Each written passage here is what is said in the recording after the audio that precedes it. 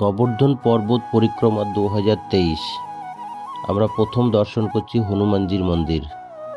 এখানে পুজো দেওয়ার সামগ্রিক আছে, পুজো দিতে পারেন, কিন্তু আমাদের সময়ের অভাবে আমরা ওগুলো করব না। আমরা জাস্ট দর্শন করব, চলে আসব।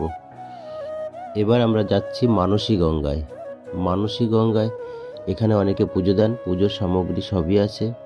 এটা জায়গাটা বেশ সুন্দর, তবে অদ্ভুত একটা জিনিস দেখলাম। মাটির নিচের থেকে জল উঠছে এবং এটা পরিষ্কার বোঝা যাচ্ছে। এই জিনিসটা আমার কাছে অবাক লাগলো। একটা মরুভূমি অঞ্চলে, মানে যথেষ্টই এখানে ড্রাই, সেখানে এইভাবে জল উঠছে। আর এই জলটা হয়ে গেল, এখান থেকে আমরা বেরিয়ে যাচ্ছি।